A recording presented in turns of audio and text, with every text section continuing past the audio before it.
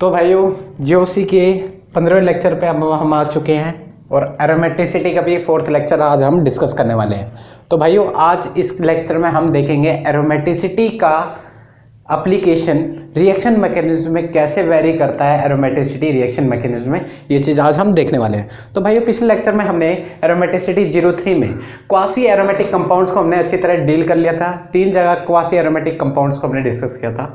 पहला था 2 ring cyclic hydrocarbons के अंदर, दूसरा जगह क्या था साइक्लिक कार्बोनिल कंपाउंड्स के अंदर देखा था, और तीसरा मेन जो था अजोलिन के अंदर देखा था कि quasi aromatic compounds.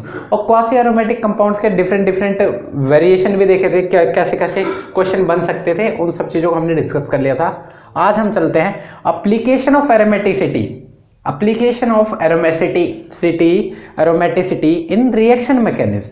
Reaction mechanism के अंदर एरोमेटिसिटी का क्या एप्लीकेशन है वो चीज़ आज हम डिस्कस करने वाले हैं। तो भाइयों रिएक्शन मैकेनिज्म क्या होता है? रिएक्शन मैकेनिज्म हमें 3 लोगों की चर्चा ज़्यादा बताता है, 3 लोगों की यात्राएं बताता है। क्या बताता है कि रिएक्टेंट से प्रोडक्ट और बीच में बनने वाला इंटरमीडिएट, इन तीनों की जर्नी को बताता है रिएक्शन मैकेनिज्म। ठीक है भाइयों, किसी भी रिएक्शन में इन तीनों की जर्नी को बताता है कौन? Reaction mechanism. अब रिएक्शन मैकेनिज्म में एरोमेटिसिटी का क्या रोल है उस चीज पे चल रहे हैं। ठीक है भाइयों, एरोमेटिसिटी क्यों इतनी हेल्पफुल है रिएक्शन मैकेनिज्म से उस चीज को चलते हैं, इतना तो पता चलेगा। रिएक्शन मैकेनिज्म हमें तीनों की जर्नी बताता है। अब देखो, अगर किसी भी रिएक्शन में इंटरमीडिएट और प्रोडक्ट एरोमेटिक मॉलिक्यूल होते हैं, अगर किसी भी रिएक्शन में इंटरमीडिएट और प्रोडक्ट एरोमेटिक बनता है मतलब बहुत ज़्यादा स्टेबल बनता है, तो रिएक्शन बड़ी ही फास्ट होती है। तो वो रिएक्शन बड़ी ही फास्ट होती है। अगर वो एरोमेटिक बनता है, कौन इंटरमीडिएट और प्रोडक्ट एरोमेटिक बनता है, तो वो रिएक्शन क्या होगी? वेरी फास्ट होगी। और अगर एंटी एरोमेटिक बनेगा तो वो रिएक्शन क्या होगी? वेरी स्लो होगी। तो भाइयों एरोमेटिसिटी ऐसे ही रोल कर रही है हमारे रिएक्शन के अंदर कि अगर इंटरमीडिएट और प्रोडक्ट एरोमेटिक बनता है तो रिएक्शन क्या होगी? हमारी बहुत ही ज़्यादा फास्ट होगी। और अगर इंटरमीडिएट और प्रोडक्ट एंटी एरोमेटिक बनता है तो रिएक्शन क्या हो जाएगी भाइयों? स्लो हो जाएगी। तो इन सब चीज़ों को डिस्कस करने वाले हैं हम। ठीक है भाइयों, तो इतना याद रखना, एरोमेटिसिटी मैंने आपको स्किप में बता दिया कि भाइयों कैसे कैसे रोल कर रही है।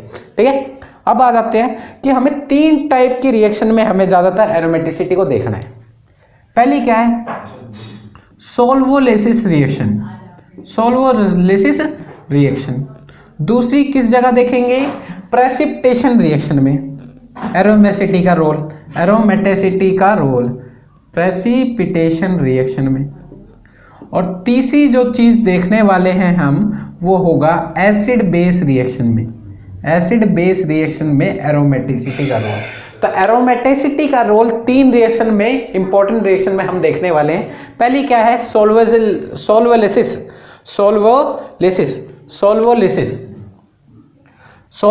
रिएक्शन में देखने वाले हैं। दूसरी प्रेसिपिटेशन रिएक्शन में देखने वाले हैं। तीसरी एसिड बेस रिएक्शन में देखने वाले हैं। तो आज के लेक्चर में हम ये 2 चीज कवर करेंगे, सोल्वोलिसिस और प्रेसिपिटेशन। अब आ जाओ एक एक करके इन सभी को डील करने वाले हैं भाइयों। तो आ जाओ, पहली क्या है? सोल्वोलिसिस रिएक्शन। तो ये चीज समझ में आ गई आपको कि एरोमेटिसिटी कैसे रिएक्शन मैकेनिज्म में वेरी कर रहा है। तो आ जाओ चालू करते हैं अपना सोल्वोलिसिस रिएक्शन।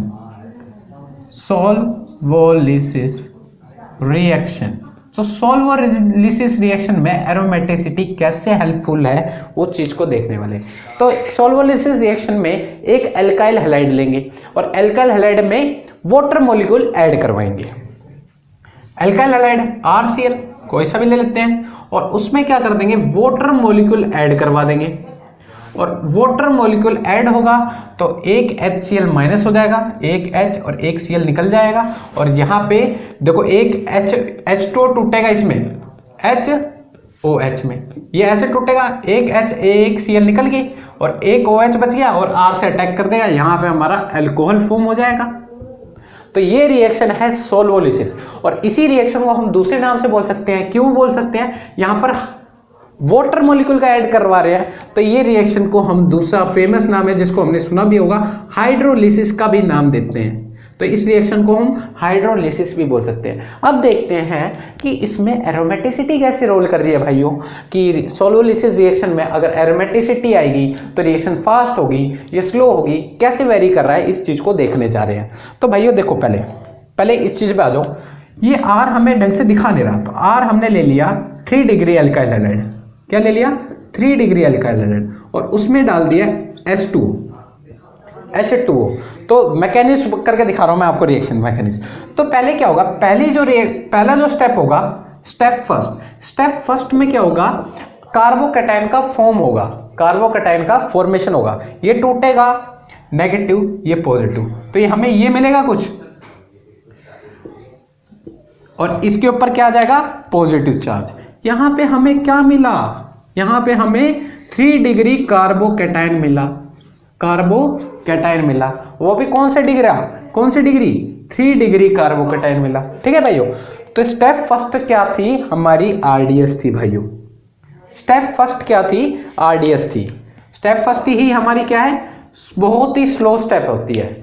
RDS कौन सी होती है, रेट डिटरमाइनिंग स्टेप क्या होती है, जो सबसे स्लो स्टेप होती है वही हमारी रेट डिटरमाइनिंग स्टेप होगी। और यही हमें बताएगी रिएक्शन स्लो चली या फास्ट चली, कैसे बताएगी वो चीज अभी मैं बताने वाला हूं। पहले इस चीज पे ध्यान दो, यही हमारी RDS है। क्लियर हुई? RDS क्या है हमारी इस रिएक्शन में, RDS क्या है, फॉर्मेशन ऑफ कार्बोकैटायन। ठीक है भैया, फॉर्मेशन, कार्बोकैटायन का फॉर्मेशन ही करना हमारी RDS है। ठीक है भाइयों, तो RDS स्लो स्टेप होती है और RDS अभी ठीक है।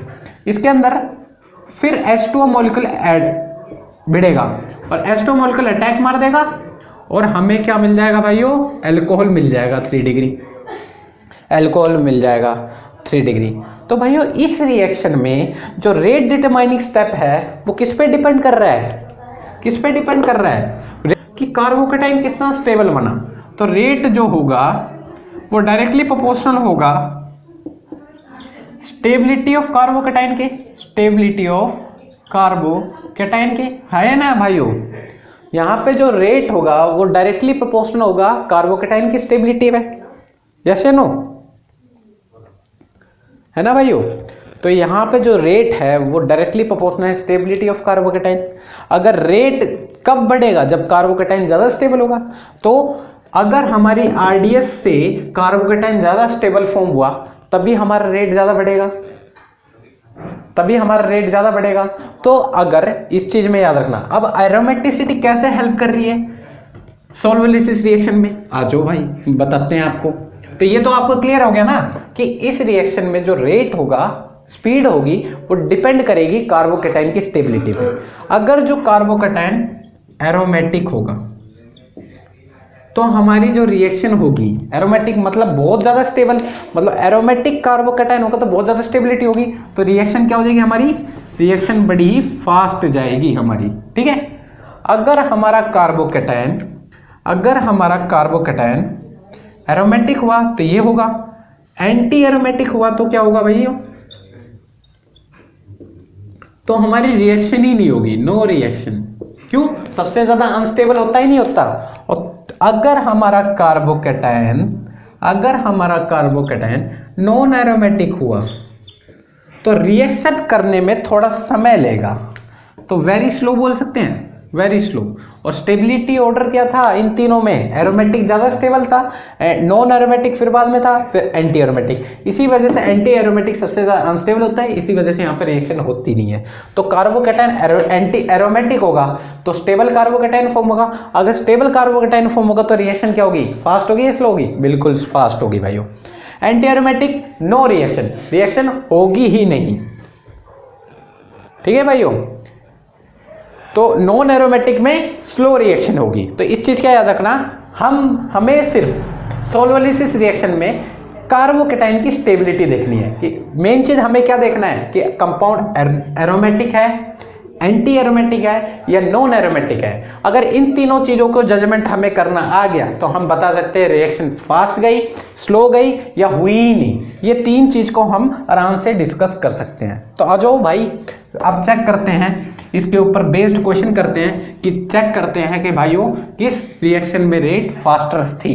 ठीक है, क्वेश्चन है विच हैज फास्टर रेट। ठीक है भाइयों, ये जो रिएक्शन है बताओ भाई, एक ये है, एक ये है और एक आपके पास ये क्वेश्चन है। और इसमें बताओ कि आपकी किसमें रेट ऑफ रिएक्शन ज्यादा होगी, स्पीड किसमें ज्यादा होगी। Which has faster rate, which has faster rate. तो बताओ भाई, ए में होगी, बी में होगी, सी में होगी, बताओ स्टेबिलिटी, वो रेट ऑफ रिएक्शन ऑर्डर बताओ, order of rate of reaction. ठीक है, तो देखें, तो हमें क्या करना है भाई, क्लोरीन को हटाना है। क्लोरीन फर्स्ट स्टेप क्या होती है, फॉर्मेशन ऑफ कार्बोकेटाइन। क्लोरीन हटाया, कार्बोकेटाइन फॉर्म किया, क्लोरीन हटाया, कार्बोकेटाइन फॉर्म किया। हुआ या नहीं हुआ, चेक करो ये कार्बोकेटाइन एरोमेटिक है, एंटी एरोमेटिक है या नॉन एरोमेटिक है। अगर कार्बोकेटाइन एरोमेटिक हुआ तो रेट ऑफ रिएक्शन फास्ट होगी, अगर कार्बोकेटाइन नॉन एरोमेटिक हुआ तो रेट ऑफ रिएक्शन स्लो होगी, अगर एंटी एरोमेटिक हुआ तो रिएक्शन होगी ही नहीं। तो देखो भाई, ये कार्बोकेटाइन देखो, साइक्लिक है, कॉन्जुगेटेड है, प्लेनर है, और कितने पाई इलेक्ट्रॉन है, 2 पाई इलेक्ट्रॉन्स है। तो ये एरोमेटिक है या नहीं है, एरोमेटिक है या नहीं है। इस पे आ जाओ भाई, ये साइक्लिक है पर ये नॉन कॉन्जुगेटेड है, नॉन कॉन्जुगेटेड है। और नॉन कॉन्जुगेटेड क्या होते हैं भाइयों क्या होते हैं, नॉन एरोमेटिक होते हैं, नॉन एरोमेटिक होते हैं भाइयों। ठीक है, नॉन कॉन्जुगेटेड क्या होते हैं, नॉन एरोमेटिक। तीसरी की बताओ, साइक्लिक तो है, कॉन्जुगेटेड भी है, पाई सिग्मा पॉजिटिव, पूरी रिंग कॉन्जुगेटेड है, पर प्लेनर भी है, और इनके पास कितने पाई इलेक्ट्रॉन्स है, 4 पाई इलेक्ट्रॉन्स है, जिसकी वजह से ये क्या हो गए, एंटी एरोमेटिक हो गए। जिन भाइयों को एरोमेटिसिटी जज करने में दिक्कत आ रही हो वो पहला लेक्चर जरूर देखें एरोमेटिसिटी का। ठीक है भाइयों, एरोमेटिक जीओसी का 11 लेक्चर है जो आपको एरोमेटिसिटी के बेस्ड मिल जाएगा कल रूल के अकॉर्डिंग। ठीक है, तो आपको इसमें ये तो पता चल गया ये कंपाउंड एरोमेटिक है, नॉन एरोमेटिक है या एंटी एरोमेटिक है। तो बताओ भाई स्टेबिलिटी ऑर्डर क्या होगा, तो एरोमेटिक जो होगा वो ज़्यादा फास्ट होगा, नॉन एरोमेटिक स्लो होगा, और ये होगा। तो रेट ऑफ रिएक्शन ऑर्डर क्या हो जाएगा, ऑर्डर क्या हो जाएगा भाइयों, A is greater than B is greater than C. तो ठीक है भाइयों, ये है हमारी रेट ऑफ रिएक्शन का ऑर्डर। नोट कर लो। नेक्स्ट जो क्वेश्चन करने वाले हैं उसमें बताओ रेट ऑफ रिएक्शन क्या होगा। नेक्स्ट जो क्वेश्चन करने वाले हैं उसमें बताना भाइयों रेट ऑफ रिएक्शन क्या होगा। कॉपी पेन उठा लो और करने लग जाओ भाइयों। ठीक है भाइयों,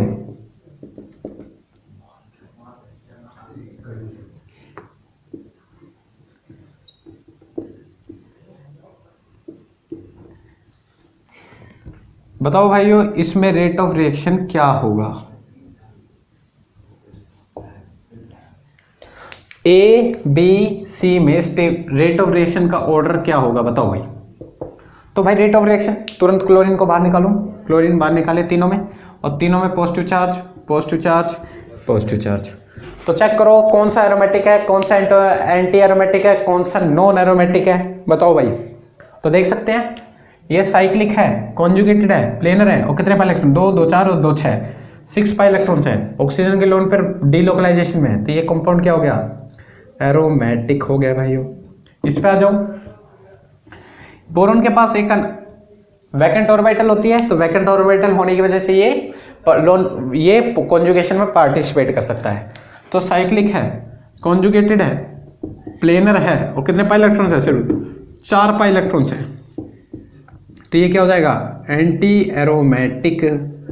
क्या हो जाएगा भाइयों, एंटी एरोमेटिक। इस पे आ जाओ भाई, सी में बताओ ये एंटी एरोमेटिक एरोमेटिक है। तो देख सकते हैं सी में sp3 कार्बन दिख जाए तो ये ऑब्वियस ही बात है, कॉन्जुगेशन है नहीं इसके अंदर, तो नॉन एरोमेटिक होगा। नहीं तो ये भी देख सकते हैं इस साइक्लिक तो है पर नॉन कॉन्जुगेटेड है, देख भी सकते हैं हम, नॉन कॉन्जुगेटेड है, और नॉन कॉन्जुगेटेड होने की वजह से ये क्या होगा, नॉन एरोमेटिक। तो बताओ भाई रेट ऑफ रिएक्शन का ऑर्डर क्या होगा, ए में, बी में, सी में। तो भाई एरोमेटिक जो होता है उसका स्लो फास्ट होता है, नॉन एरोमेटिक स्लो होता है, एंटी एरोमेटिक रिएक्शन होती ही नहीं है। तो ऑर्डर क्या हो जाएगा, A then C then B, A then C then B. Clear हो गया भाई, क्लियर हो गया भाइयों। अब अपने क्वेश्चन एग्जाम से रिलेटेड क्वेश्चन कर लेते हैं। आईआईटी जैम में आया था ये क्वेश्चन, उस चीज को डिस्कस कर लेंगे कि रेट ऑफ रिएक्शन क्या होगा, बताना भाइयों। सॉल्वोलिसिस रिएक्शन ही चल रही है भाइयों, ठीक है। बताओ रेट ऑफ रिएक्शन क्या होगा, रेट ऑफ रिएक्शन क्या होगा, ए में, बी में और सी में रेट ऑफ रिएक्शन क्या होगा, बताओ बताओ भाई। इन तीनों में रेट ऑफ रिएक्शन क्या होगा, ए बी सी में रेट ऑफ रिएक्शन का ऑर्डर क्या होगा, बताओ। तो क्लोरीन हटाओ, क्लोरीन हटाओ, क्लोरीन हटाओ, कार्बोकेटाइन फॉर्म करो, कर दिया भाइयों कार्बोकेटाइन फॉर्म, ठीक है। अब चेक करो ये एरोमेटिक है, एंटी एरोमेटिक है, नॉन एरोमेटिक है।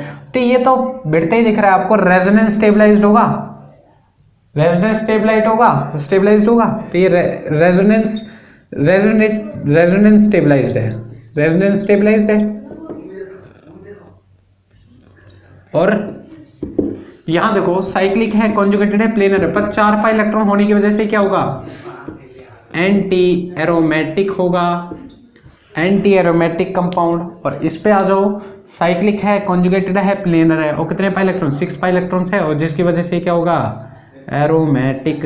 तो ऑर्डर क्या हो जाएगा, तो भाइयों एरोमेटिक और रेजोनेंस स्टेबलाइज से कार्बोकेटाइन, वो एरोमेटिक स्टेबलाइज कार्बोकेटाइन है, ये रेजोनेंस स्टेबलाइज कार्बोकेटाइन है। एरोमेटिक का रेजोनेंस स्टेबलाइज कार्बोकेटाइन से भी ज्यादा स्टेबल होता है एरोमेटिक स्टेबलाइज कार्बोकेटाइन। तो कौन सबसे ज्यादा जीता, सी सबसे ज्यादा जीता, देन कौन जीता, ए जीता, और बी एंटी एरोमेटिक सबसे ज्यादा लीस्ट होता ही है भाइयों। तो ये ऑर्डर आ गया रेट ऑफ रिएक्शन का, ठीक है। तो ये था हमारा आईआईटी एग्जाम में आया था ये क्वेश्चन, और इस टाइप के क्वेश्चन आते हैं, रेजोनेंस स्टेबलाइज भी पूछ लेता है, तो इस चीज को याद रखना, ठीक है भाइयों। इस चीज पे आ जाओ, इसमें बताओ रेट ऑफ रिएक्शन क्या होगा,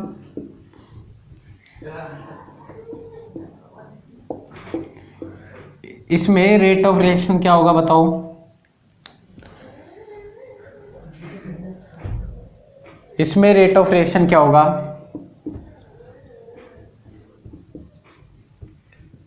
कार्बो एनाइन के केस में बोल पढ़ रहे हैं, कार्बो एनाइन के केस में भी हम देखेंगे। कार्बो एनाइन के केस में भी सिंपल फंडा है, वही है कि रेट ऑफ रिएक्शन वही फंडा है, एरोमेटिक, एंटी एरोमेटिक और नॉन एरोमेटिक। एरोमेटिक रहा तो रेट ऑफ रिएक्शन फास्टर होगी, नॉन एरोमेटिक रहा तो रेट ऑफ रिएक्शन स्लो होगी, एंटी एरोमेटिक रहा तो स्टेप आगे बढ़ेगा ही नहीं, तो नो रिएक्शन होगी। तो बताओ भाई रेट ऑफ रिएक्शन, जजमेंट पास करो, ठीक है भाई। देखो ये रेजोनेंस स्टेबलाइज्ड होगा, ये रेजोनेंस स्टेबलाइज्ड है, बिल्कुल है भाई। और ये देख सकते हैं साइक्लिक है, कॉन्जुगेटेड है, प्लेनर है, और 6 पाई इलेक्ट्रॉन्स होने की वजह से ये क्या होगा, एरोमेटिक होगा। और एरोमेटिक होने की वजह से ये रेजोनेंस स्टेबलाइज्ड, तो कौन जीतेगा, किसमें रेट ऑफ रिएक्शन फास्ट होगी, एरोमेटिक में। तो बी ज्यादा स्टेबल होगा ए से, मतलब बी का रेट ज्यादा होगा एज कंपेयर टू ए, ठीक है भाइयों, ठीक है। तो नोट कर लो, ठीक है। अब आ जाओ नेक्स्ट रिएक्शन पे चल रहे हैं अपनी सोल्वोलिसिस रिएक्शन में, सोल्वोलिसिस रिएक्शन में चेक करने वाले, ठीक है भाइयों। सोल्वोलिसिस हो गया। सेकंड जो करने वाले हैं वो प्रेसिपिटेशन रिएक्शन में देखने वाले हैं, प्रेसिपिटेशन रिएक्शन क्या होती है, हम एक अल्काइल हैलाइड लेंगे, अल्काइल हैलाइड, और उसमें क्या डाल देंगे, AgNO3, और AgNO3 से मिलेगा हमें Ag+, और Ag+ क्या करेगा, तुरंत इस क्लोरीन को अपनी तरफ अट्रैक्ट करेगा, कार्बोकेटाइन फॉर्म होगा और AgCl बन के निकल जाएगा। और AgCl जो निकलेगा वही होगा हमारा वाइट पीपीटी, वाइट प्रेसिपिटेट, और वाइट प्रेसिपिटेट जब ही मिलेगा जब कार्बोकैटायन स्टेबल होगा। ठीक है, जब हमारा कार्बोकैटायन स्टेबल होगा तभी Ag पॉजिटिव क्लोरीन को अपनी तरफ अटैक कर पाएगा, और AgCl जब निकलेगा तब व्हाइट पीपीटी मिलेगी, और व्हाइट पीपीटी जब मिलेगी तब कार्बोकैटायन स्टेबल होगा। तो इस चीज का याद रखना, ठीक है भाई। अगर कार्बोकैटायन स्टेबल हुआ तो व्हाइट पीपीटी इमीडिएटली मिल जाएगा, अगर कार्बोकैटायन कम स्टेबल हुआ तो व्हाइट पीपीटी थोड़ा समय लेगा निकालने में, व्हाइट पीपीटी निकलने में, और अगर हमारा कार्बोकैटायन अनस्टेबल हुआ कोई व्हाइट पीपीटी हमें नहीं मिलने वाली। तो रेट ऑफ पीपीटी क्या है, रिएक्शन यहाँ पे देखने से क्या पता चला है, rate of PPT is directly proportional to stability of carbocation, है ना भाइयों। तो इस चीज का याद रखना, अगर हमारा कार्बोकैटायन एरोमेटिक हुआ, नॉन एरोमेटिक हुआ और एंटी एरोमेटिक हुआ, ठीक है, तो पीपीटी का रेट क्या होगा, एरोमेटिक हुआ कार्बोकैटायन तो व्हाइट पीपीटी इमीडिएटली मिल जाएगा, इमीडिएटली पीपीटी सोर्स। अगर नॉन एरोमेटिक हुआ थोड़ा टाइम लेगा, ठीक है, टाइम लेगा पीपीटी में देने में, और aromatic no PPT, no PPT. Clear है भाई। तो पीपीटी का मतलब प्रेसिपिटेशन ही है, ठीक है। तो इतना याद रखना, जब कार्बोकैटायन स्टेबल होगा तभी Ag पॉजिटिव अपने क्लोरीन को इधर खींच पाएगा, जिसकी वजह से कार्बोकैटायन स्टेबल फॉर्म होगा और व्हाइट पीपीटी हमें मिलेगा। तो इस चीज़ का नोट कर लो, अगर कार्बोकैटायन एरोमेटिक हुआ तो इमीडिएटली पीपीटी मिलेगा, अगर नॉन एरोमेटिक हुआ तो समय लेगा, थोड़ा पीपीटी निकलने लगभग 4 से 5 मिनट, एंटी एरोमेटिक हुआ तो पीपीटी मिलेगी भी नहीं। At room temperature, at room temperature, at room temperature की बात चल रही है भाई, एट रूम टेम्परेचर हमें पीपीटी नहीं मिलेगी जब कार्बोकैटायन एंटी एरोमेटिक हुआ। तो इस चीज़ को नोट कर लेंगे, हम इसके ऊपर क्वेश्चन कर लेते हैं।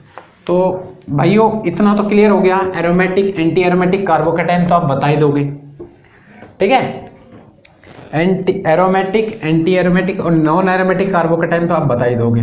चलो भाई बताओ, किसमें इमीडिएटली पीपीटी मिलेगा, तो बताओ रेट ऑफ पीपीटी क्या होगा इसमें, रेट ऑफ पीपीटी क्या होगा, इन तीन में से रेट ऑफ पीपीटी बताओ क्या होगा। ए बी सी में रेट ऑफ पीपीटी बताओ क्या होगा भाइयों, बताओ। तो क्लोरीन हटाओ पॉजिटिव, क्लोरीन हटाओ पॉजिटिव चार्ज लगाओ, क्लोरीन हटाओ पॉजिटिव चार्ज लगाओ। तो भाइयों देख सकते हैं साइक्लिक है, कॉन्जुगेटेड है, प्लेनर है 6 पाई इलेक्ट्रॉन के साथ, तो ये क्या होगा, एरोमेटिक। क्या हो गया भैया, एरोमेटिक। इस पे आ जाओ, साइक्लिक है, कॉन्जुगेटेड है, प्लेनर है, और कितने पाई इलेक्ट्रॉन, 2 2 4 4 पाई इलेक्ट्रॉन्स होने की वजह से क्या हो जाएगा, anti aromatic, anti aromatic. Third पे आ जाओ, थर्ड आ जाओ भाइयों, यहां पॉजिटिव चार्ज बना है तो ये साइक्लिक है, कॉन्जुगेटेड है, पर यहां पे देख सकते हैं यहां पे कॉन्जुगेशन है पर ये रेजोनेंस स्टेबलाइज्ड है, रेजोनेंस स्टेबलाइज्ड कार्बोकैटायन। तो भाई ऑर्डर क्या हो जाएगा, ऑर्डर क्या हो जाएगा, सबसे ज्यादा इसमें होगी, देन रेजोनेंस स्टेबलाइज में, देन बी में, ठीक है भाई, A then C then B. ये हमारा ऑर्डर हो गया रेट ऑफ पीपीटी का, नोट कर लेना। रेट ऑफ पीपीटी का ऑर्डर हो चुका है भाई, ये रहा।